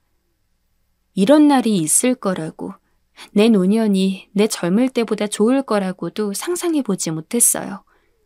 물론 그 끝이 좋지 않았을 수도 있겠지만 그래도 저는 이 나이에 삶에 대한 태도를 또다시 새로 잡아보고 싶어요. 늘 불행하다, 힘들다 했던 말들을 쓰레기통에 버리고 어찌되었든 살아보자 라는 것으로 말입니다. 모든 일에 다 보답이 있고 끝이 훌륭한 것은 아니지만 제가 심어온 길들은 분명 어떻게든 의미가 있을 테니까요.